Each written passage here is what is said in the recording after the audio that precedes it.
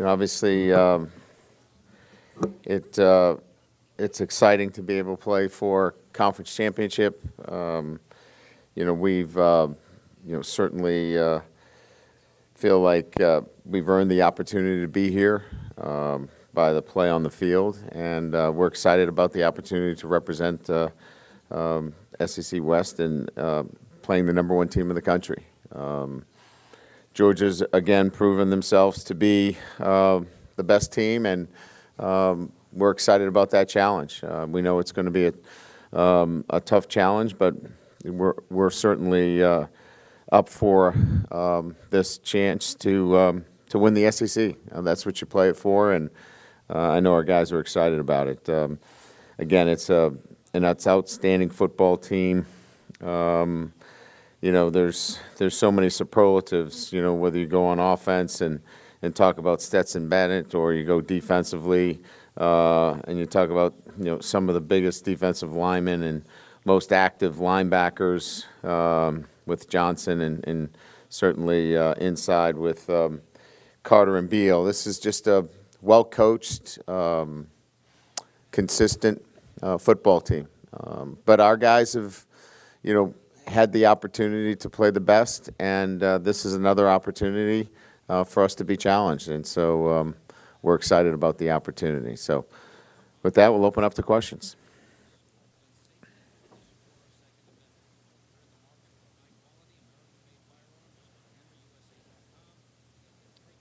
First, just to check on Jarek Brown, Converse, what his status is. And also, this was always kind of a makeshift year at corner. I guess, how would you evaluate it now you're 12 games in on how that group did, a lot of moving around and whatnot? Well, we're playing for the SEC West Championship. I think that's a pretty good answer to that. But Jarek is he will practice on Tuesday, non-contact. If he gets through that non-contact practice, then he'll be fully cleared. So we're expecting that he'll be back for us. I think our guys have done a really good job. I mean, putting together a secondary when you didn't have one is not where you want to be.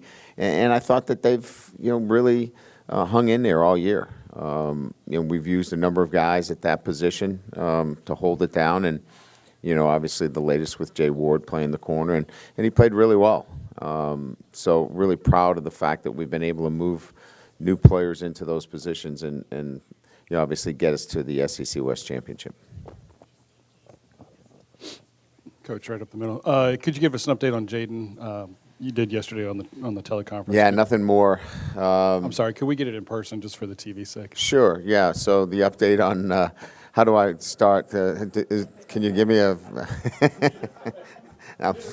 I got it. Right. Give me that for some plays, too, when you get a chance. So he's been evaluated. He's in a walking boot. We'll keep him in that boot today, and then tomorrow he'll go in for his exam. And really, this is about, strength. He'll go on the Alter G today, so he'll run with no, obviously, force, and keep him conditioned even through today, which is a weight training and film study day. And then tomorrow, he'll go through a manual exam where effectively he's got to be able to get up on his toes. If he's able to do that, then we're ready to go for Tuesday. How'd I do? Good. Thanks. I have a different type question. So, it's a good problem to have, obviously, but some coaches in the past have said how playing in the championship game makes it difficult with the early signing period, with recruiting and stuff like that. Is it compounded by where the transfer portal is now? And how are you dealing with it? Like I said, again, you want to have this issue, but it's still an issue. No doubt. There's no question about it. So, our situation is different because, most teams that are not playing in a championship game are out on the road recruiting today, and certainly we're preparing for the game. So, we can't be out recruiting at this point. So you lose that opportunity. But recruits know that we're preparing for a championship game, so you gain that back on the other end. Next week is where it really gets interesting, right? So the transfer portal opens on the 5th. We certainly want to be able to recruit, but we want to obviously set our own roster as well.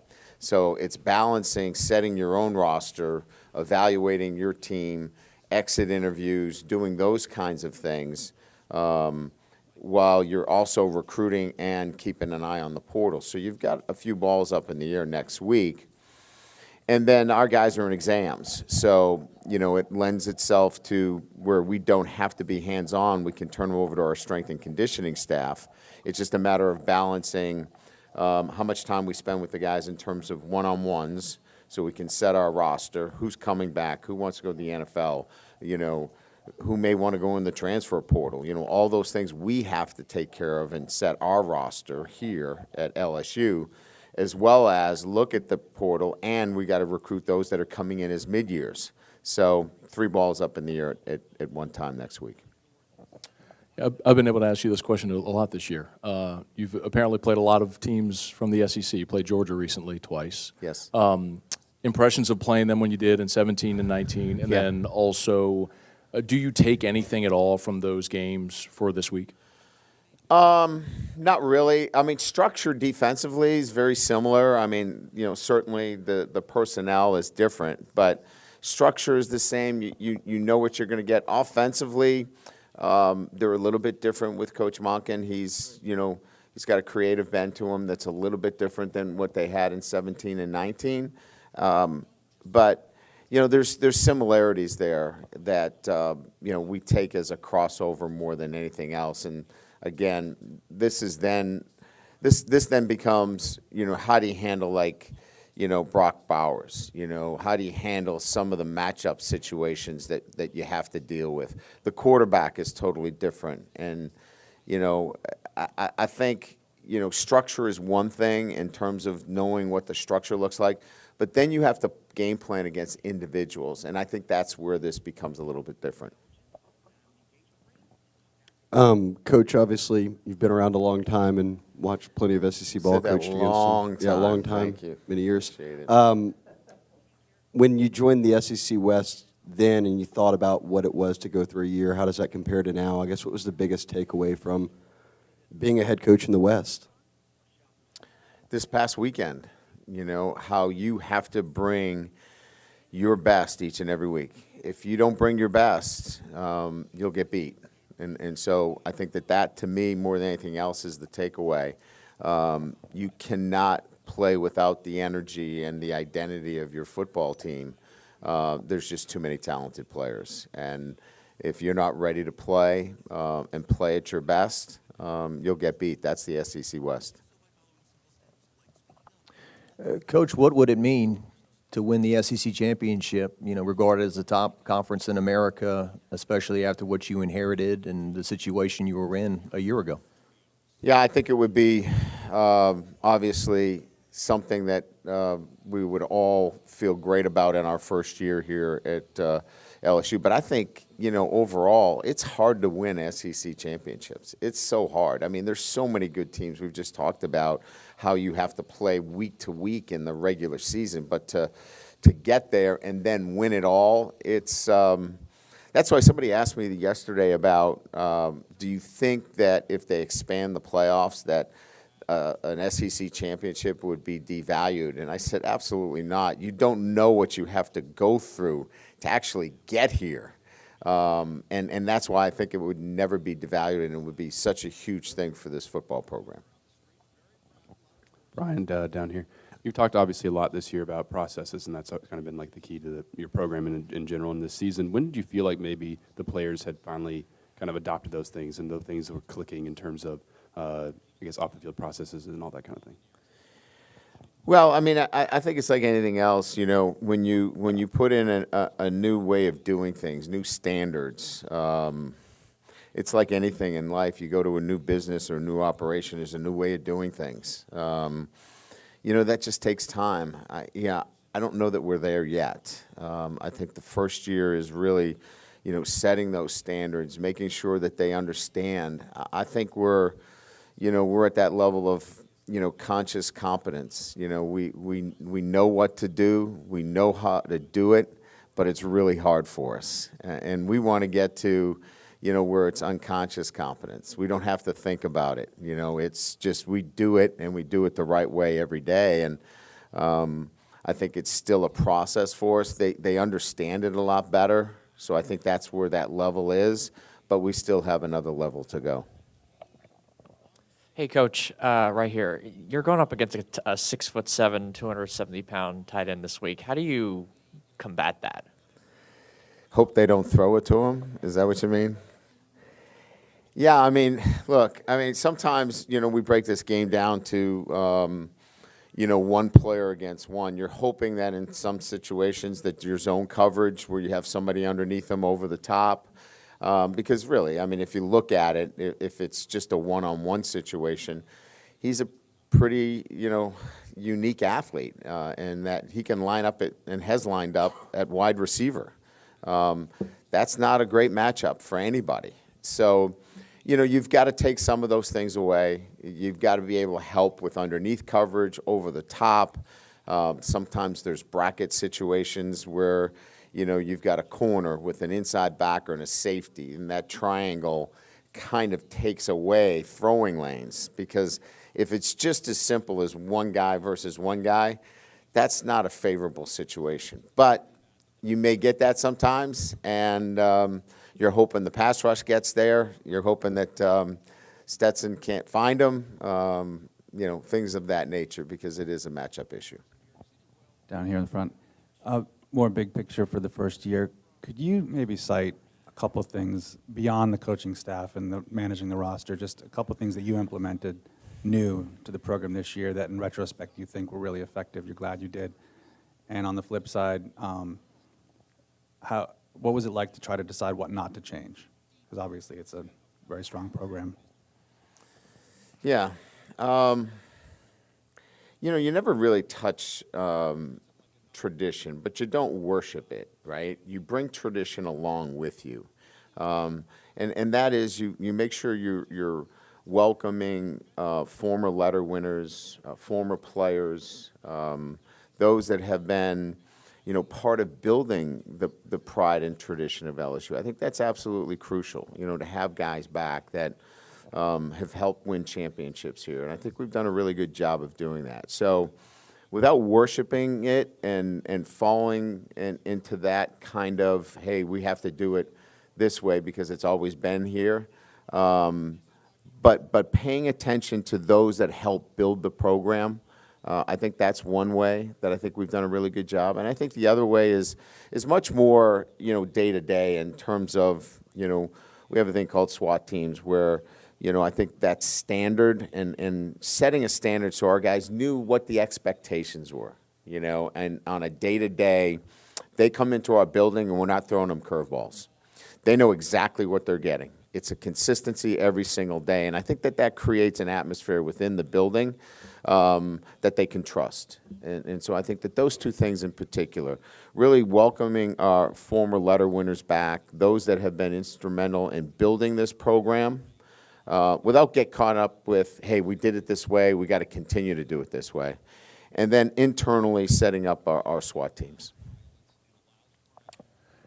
Do you worry again or protect against a letdown after losing the game last week and I guess for all intents and purposes losing a playoff shot? No. The least concerns I have is a letdown. We didn't play up to our standards, and so our guys know it, and they care about that. And you could sense it and feel it over the last couple of days, from after the game in the locker room to yesterday when they had to be here for meal, even today in the training room. Our guys know they let something slip away, and they're upset about it. And they know how they have to play. I mean, we don't have a margin for error. We have to play with grit. We have to play with fire. We have to play to our identity. And if we don't, we're not the kind of team we need to be. So I think they're anxious to go back out and play up to their standard, and that's the way I feel that they will play. Could you go into further detail on Stetson Bennett, what you see in him as a winning quarterback, a consistent player? Yeah, I think when you turn on the film, he just exudes confidence. He's a guy that has mastered the position in what Coach Monken and certainly Coach Smart are asking him to do within that offensive structure. He just, he moves around with confidence. He's only got very few rushes. He's not a guy that's looking to run, though he can run away from you. In the Auburn game, you can see him accelerate and separate from some defenders. But he wants to get the ball to his playmakers. He's just a smart, careful with the football. I think the confidence level that he brings up the level of confidence around him and all the playmakers that he has. Coach John Emery had a rough game against UAB with the fumbles and then comes out and scores 3 touchdowns for you this week. Can you just talk about, as his head coach, the ups and downs you've had with him and the electric stuff he can bring to a game like this, but also the need to protect the football against the Georgia defense that's probably going to try to rip it out?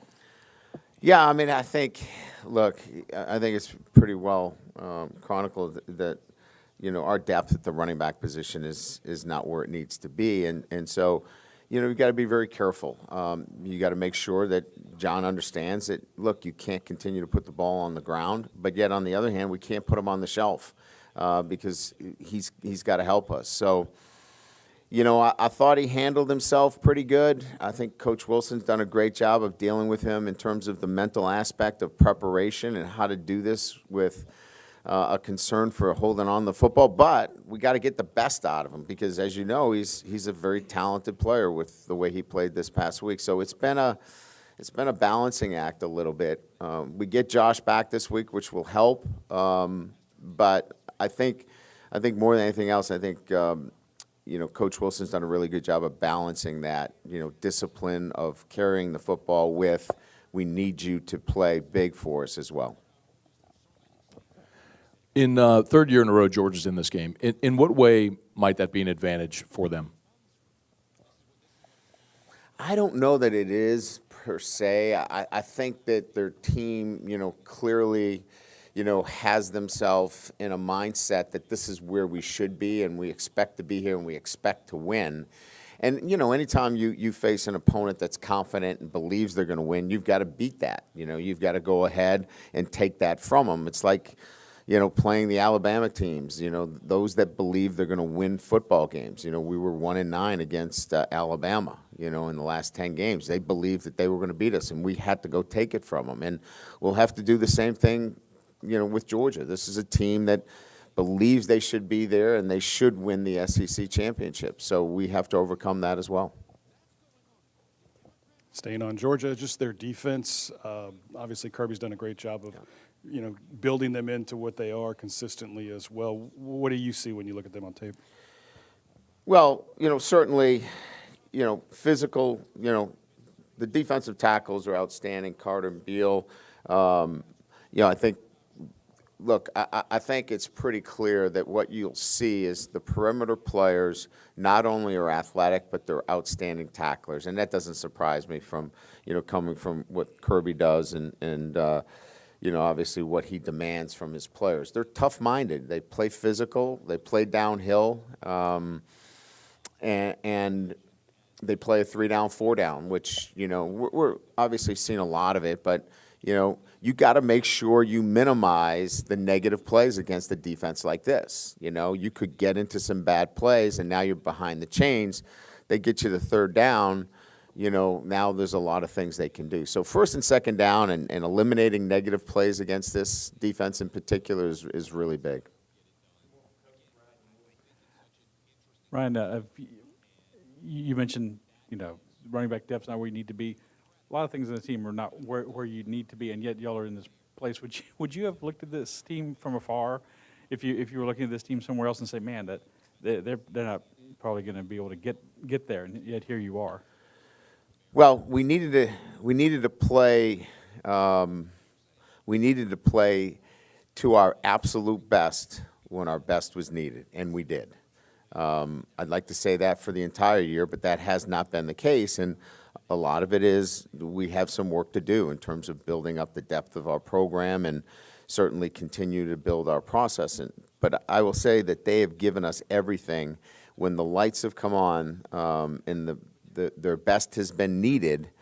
they have given us their best. And you don't know that until you get around a group of guys in terms of what kind of fight they have. This group has a lot of fight. That's why they'll go to Atlanta and they will fight. And they will play hard for 4 quarters, and they will give everything they have against a very talented Georgia team. Brian, you kind of talked about this a little bit yesterday with Todd Monken on the Georgia side. Obviously, y'all go way back to Grand Valley State. Yep. There's a lot of kind of connections. I mean, John Jancic on your when your analyst was there last year, and you go back to Grand Valley. Cortez. Cortez, exactly. What I guess how close are you still with some of those people who you started out with at Grand Valley? Obviously, Mike Denbrock's on your staff, but some of the guys who how did you kind of stay close with them throughout your tenure or your career? Yeah, Chuck Martin at Miami of Ohio, was on my staff. A lot of those guys. Look, when you come up through the Division II ranks and you have to learn how to do all the laundry as well as hand out meal money and do those kind of things, you build a relationship with all of those coaches that you carry with you through, your entire career. And so, we always stay in contact. John Jancic played for me, those are the kind of things that you never forget when you start in Division II and you don't have the resources. So as those guys kind of ascend and go on to other positions, Todd and I have always stayed in contact and spent a lot of time when he was at Louisiana Tech. He loves the state of Louisiana. I think it's just that connection you have when you're at Division II and, you didn't have the resources that make it special.